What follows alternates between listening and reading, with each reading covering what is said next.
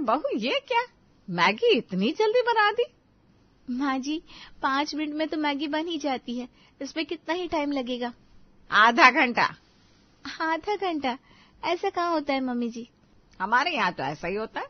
5 minute में तो Maggi में नमक तक नहीं घुलता है। कुछ दिन पहले। बेटा विवेक ये देख और बता तुझे कौन सी लड़की पसंद है इसमें से? माँ मुझे तो कोई भी लड़की पसंद नहीं है। अरे बेटा देख, ऑफिस में तूने अगर कोई लड़की देख रखी है तो अभी से बता दे, हम तेरी शादी उसी से करवा देंगे। माँ परेशान मत कीजिए ना, मुझे शादी नहीं करनी है। ये आजकल के बच्चे बिल्कुल ही बिगड़ चुके हैं, शादी नहीं करनी है, बस आजाद घूमते रहो यहाँ से वहाँ। मैं कहीं घूमता नहीं हूँ पापा, लेकिन मुझे शादी भी नहीं करनी है। मैं तो रोज तुझे मना कर थक चुकी हूँ बेटा। तो मैंने भी तो कहा है आपसे कि मुझे मत मनाया कीजिए, मैं ऑफिस जा रहा हूँ, वैसे ही बहुत लेट हो गया। विवेक ऑफिस के लिए निकलता है, तभी उसे मिसेस गुप्ता रास्ते में मिलती है। अरे विवेक बेटा कहाँ जा रहा है? आंटी इतनी सुबह मैं किसी के घर तो जा नहीं रहा हूँ, ऑफिस जा रहा हूँ। अच्छा, मैं तो बस पूछ रही थी कि सीमा घर में है क्या? हाँ, मेरी माँ भी सुबह सुबह किसी के घर नहीं जाती, अपने घर में रहती है। बड़ा अच्छा मजाक कर लेते हो तुम। मैं अंदर जाती हूँ। मिसेस गुप्ता घर में आ जाती है और विवेक ऑफिस चला जाता है।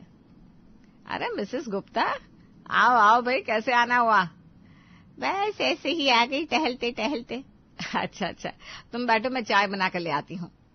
सीमा बहन, अब तो तुम्हारा लड़का शादी लायक हो गया है, अच्छा खासा कमाने भी लगा है, उसके लिए लड़की ढूंढना शुरू की कि नहीं? अरे अब लड़की तो बाद में देखूंगी, पहले अपने लड़के को तो मना लूं। उससे शादी की बात करो ना तो नाराज हो जाता है, खाना खाना ही छोड़ देता है। हैं? ऐसा क्यों भला? लड़के तो शादी की बात सुनकर खुशी से उछल पड़ते हैं। अरे पता नहीं भाई, मैं तो समझा कर थक गई, लेकिन उसका एक ही जवाब आता है, मुझे नहीं करनी शादी।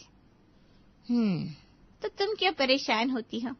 मेरे पास एक बहुत अच्छा प्लान है, जिससे तुम अपने बेटे को शादी करने के लिए मना सकती हो। अच्छा, क्या प्लान है भाई? सुनो। मिसेस गुप्ता सीमा को सारा प्लान समझाती है और प्लान सुनने के बाद सीमा कहती है, अगर ये प्लान काम नहीं किया तो देखना तुम। अरे बिल्कुल करेगा, मेरे खानदान की आधी शादियां ऐसे ही हुई है। ठीक है, अब आने दो शाम को विवेक को घर। हाँ, पर ध्यान रखना, एकदम से ना कहना, धीमे धीमे उसे महसूस होने देना। हाँ ठीक है। सीमा बार बार घड़ी देख रही थी और यहाँ से वहाँ टहल रही थी। क्या हुआ भाई, टहल क्यों रही हो? 1 घंटे में 10 किलोमीटर तक टहल लिया तुमने। आज विवेक को आने में इतनी देर क्यों हो रही है? अरे पर अभी उसके आने का टाइम हुआ ही कहाँ है? अभी टाइम नहीं हुआ? लगता है ये घड़ी की सेल डाउन है, इसीलिए अभी तक 9 नहीं बजे। मिसेस गुप्ता, क्या खिला पिला कर गई है तुम्हें, जो बहकी बहकी बातें कर रही हो? सीमा कुछ कहती उससे पहले ही उसे विवेक की गाड़ी का हॉर्न सुनाई देता है। विवेक आ गया। अच्छा सुनिए, मैं कुछ भी कहूँ ना तो आपको सिर्फ हाँ में हाँ मिलानी है। ठीक है भाई, मैंने आज तक कुछ कहा है क्या जो अब मेरी चल पाएगी? विवेक के अंदर आने से पहले ही सीमा बिस्तर पर जाकर लेट जाती है। अरे पापा, माँ कहाँ है? पता नहीं बेटा, अपने कमरे में होगी शायद। ठीक है, मैं देख लेता हूँ। विवेक अपनी माँ को ढूंढता हुआ कमरे में आता है और उन्हें बिस्तर पर लेटा हुआ देखकर कहता है, अरे माँ, आप इतनी गर्मी में कंबल ओढ़कर क्यों लेटी है? बेटा सुबह से ही तबीयत बड़ी खराब है मेरी। अरे तबीयत खराब है तो बताया क्यों नहीं, मैं आपको डॉक्टर के पास ले चलता ना। नहीं बेटा, मैं तुझे ऑफिस में परेशान कैसे कर सकती हूँ। अरे माँ, इसमें परेशानी वाली क्या बात है, आप चलिए, अब भी डॉक्टर के पास चलिए। नहीं बेटा, मैं ऐसे ही ठीक हो जाऊंगी, तू थक गया होगा, मैं खाना बना देती हूँ। नहीं माँ, आपकी तबीयत खराब है, आप आराम करो। अरे कैसा आराम, काम तो मुझे करना ही है। सुनते हो, अपने बेटे को बोलो मुझे काम करने से ना रोके। बेटा तू रहने दे, तेरी माँ किसी की नहीं सुनेगी। सीमा बिस्तर से उठकर चलने लगती है, फिर लड़खड़ाकर गिर जाती है। बहुत भयंकर चक्कर आ रहे हैं मुझे तो। अभी चलिए माँ आप डॉक्टर के पास। नहीं, अब तो उम्र हो चली है मेरी, ये सब ठीक करना डॉक्टर के बस की बात नहीं है। अरे डॉक्टर ठीक नहीं करेगा तो कौन ठीक करेगा माँ? बहू होती तो मेरी कितनी मदद हो जाती। माँ फिर से शादी का टॉपिक लेकर बैठ गई। हाँ तो गलत क्या कहा मैंने? बूढ़ी हो रही हूँ मैं भी। तू शादी नहीं करेगा तो अपने पोते पोतियों को कैसे खिलाऊंगी मैं? पापा आप देखो ना, मुझे शादी नहीं करनी है। ठीक है, तो अब मेरी चिंता करना भी छोड़ दे, सब संभाल लूंगी मैं। सीमा 4 कदम चलती है और फिर लड़खड़ाने लगती है। ठीक है माँ, कर लूंगा शादी, लेकिन तुम आराम करो प्लीज। पक्का कह रहा है ना शादी करेगा? हाँ कर लूंगा। विवेक को शादी के लिए मना कर सीमा उसकी शादी नंदिनी से करवा देती है। नंदिनी शादी कर अपने ससुराल में आ जाती है और पहले दिन ही उसकी सास सीमा उसे अपने पास बुलाकर कहती है, देखो बहू, हर घर के कुछ नियम होते हैं, हमारे घर के भी नियम हैं।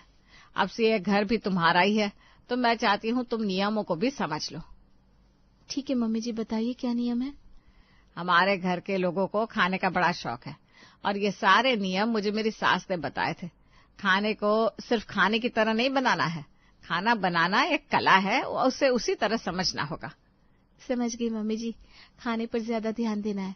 खाने पर नहीं, खाना बनाने पर। हाँ हाँ मम्मी जी, मेरा वही मतलब था। ठीक है, चल अब तू जा और नाश्ता बनाने की तैयारी कर। नाश्ते में क्या बनाऊं मम्मी जी? अरे बहू, आज तो नाश्ते में पोहा बना लो। ठीक है पापा जी। नंदिनी किचन में जाती है और 15 मिनट में सबके लिए पोहा बनाकर ले आती है। बड़ी जल्दी नाश्ता बन गया बहू। हाँ मम्मी जी, पोहा तो चुटकियों में बन जाता है। यही तो समस्या है, चुटकियों में खाना नहीं बनता हमारे यहाँ। हमारे यहाँ ये सब नहीं चलता। यहाँ तो खाना एक एक चीज पर गौर करके बनता है। मैं समझी नहीं पापा जी। मैं समझाती हूँ बहू, चल किचन में मेरे साथ। सीमा नंदिनी को किचन में ले जाती है। देखो बहू, पोहा बनने के लिए कम से कम 1 घंटा तो लगता है। 1 घंटा? वो भी सिर्फ पोहा बनने में? हाँ, देख पहले तो पोहा निकाल, उसके बाद उसे अच्छे से साफ कर, फिर भिगो कर रख, फिर कढ़ाई में मूंगफलियां भून, फिर कढ़ाई को धो, उसके बाद पोहा बनेगा बहू। क्या माँ जी, एक एक चीज पर इतना ध्यान? हाँ बहू, हमारे यहाँ तो ऐसा ही होता है। चल अब तू जल्दी से पोहा बना कर ला। सीमा किचन से बाहर चली जाती है। जल्दी से पोहा बनाओ, वो भी 1 घंटे में? क्या अजीब लोग हैं।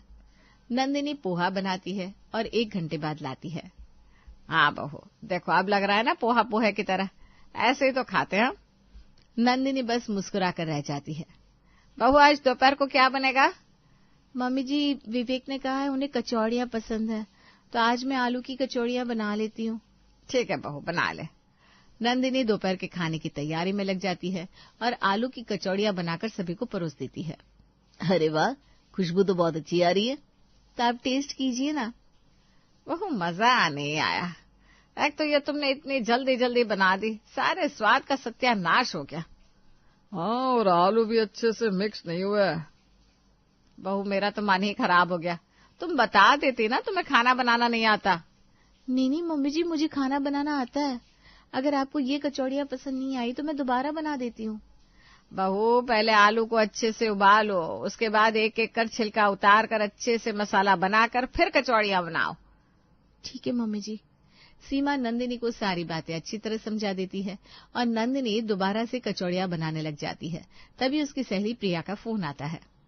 क्या मैडम, कहाँ बिजी हो गई हो शादी के बाद? आलू की कचौड़ियों में। क्या मतलब? अरे यार, अभी आए हुए ज्यादा दिन भी नहीं हुए और सासू माँ तो छोटी छोटी बातों में कमियां निकालने लगती है। तो इसमें क्या है, ये तो सभी सासों का यही हाल है। मेरी सास भी मुझे परेशान कर देती है कभी कभी। कभी कभी ना, ये तो मुझे हर घंटे परेशान कर रही है। मैंने अभी कचौड़ियां बनाई, फिर भी उन्हें पसंद नहीं आई। अब मैं दोबारा बना रही हूँ। दोबारा बना रही है? हाँ यार, चल बाद में बात करती हूँ, कहीं कोई स्टेप भूल ना जाओ। ठीक है यार, बना दो अपनी आलू की कचौड़ियाँ। 2 घंटे की मेहनत के बाद नंदिनी आलू की कचौड़ियाँ बनाकर तैयार करती है और सबको खिलाती है। वाह बहू, अब बनी है ये स्वादिष्ट। थैंक यू मम्मी जी, अब मैं बहुत थक गई हूँ, मैं जरा सा आराम करने जाती हूँ। नंदिनी अपने कमरे में जाने वाली थी कि उसकी सास ने उसे टोका। बहू, एक काम करो, शाम को पुलाव बनेगा तो तुम चावल के दाने गिन कर रख लो। क्या कहा? दाने गिन कर रखूं? लेकिन कैसे?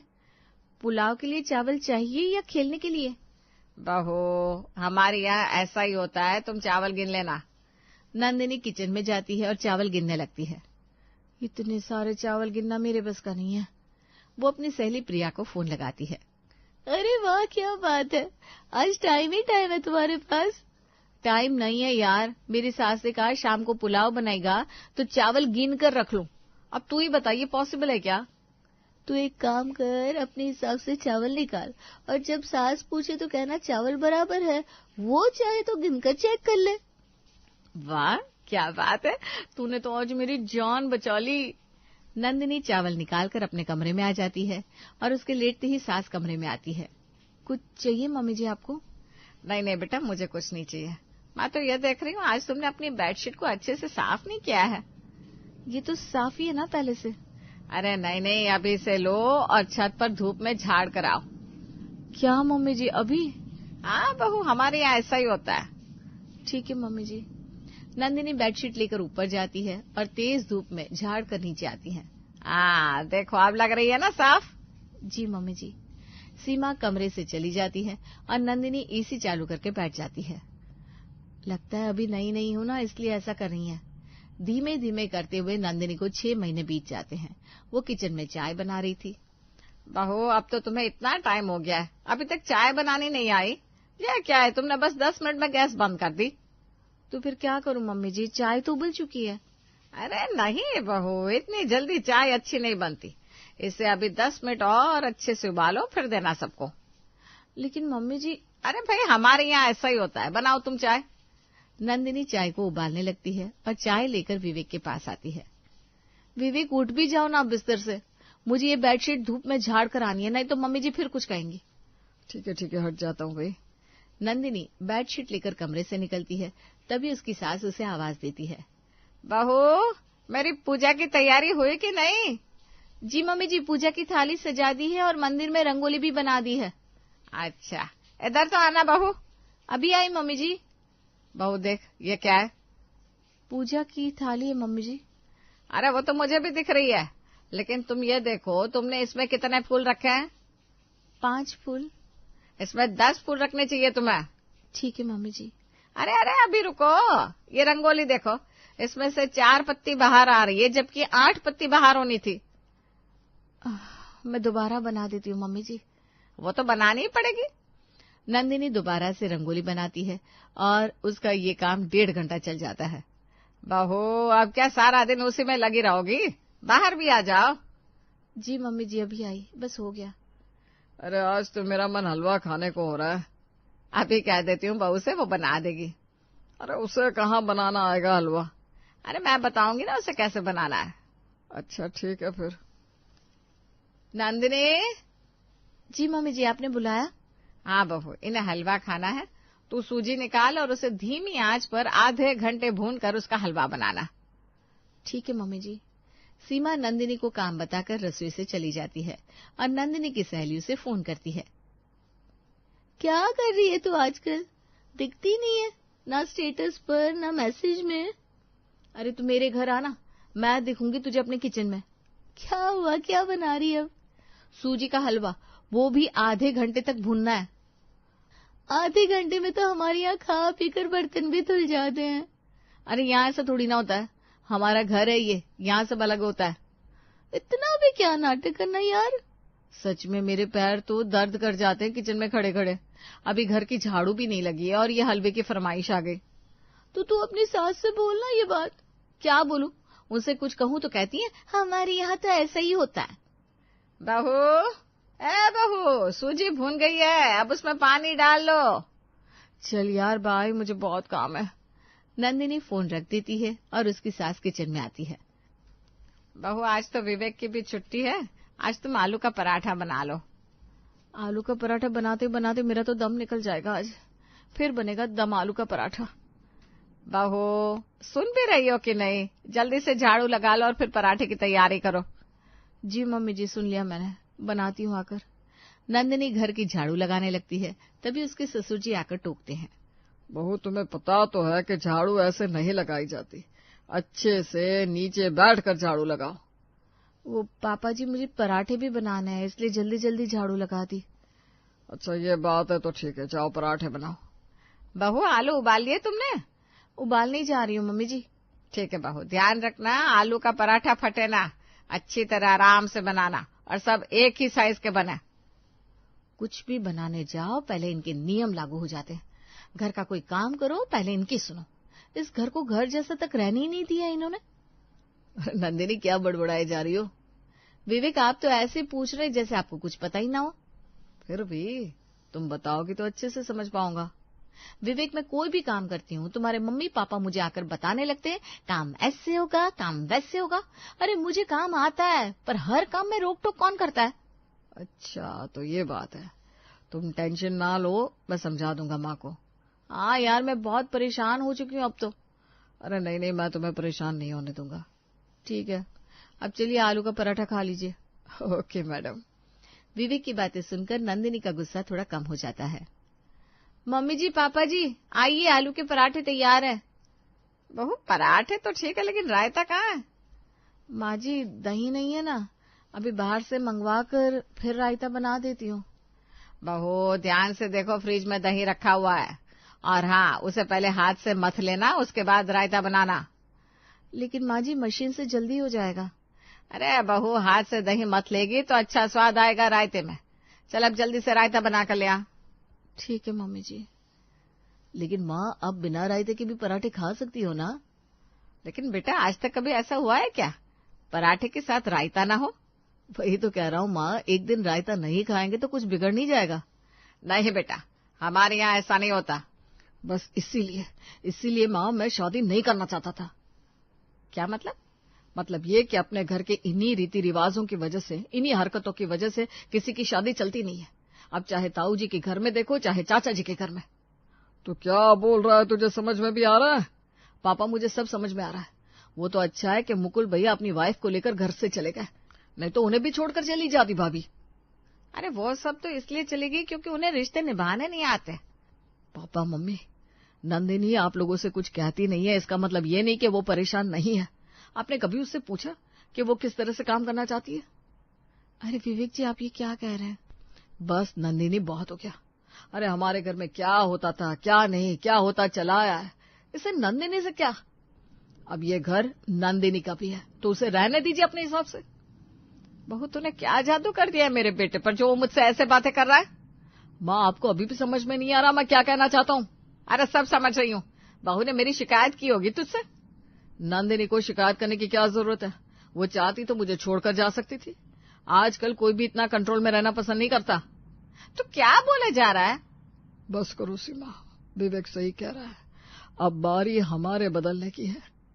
आप लोग बदलो या ना बदलो लेकिन मैं अब इस घर में पहले के जैसा कुछ भी नहीं होने दूंगा। विवेक की बात सुनकर उसकी माँ और पापा चुप रह जाते हैं और नंदिनी मन ही मन मुस्कुराने लगती है।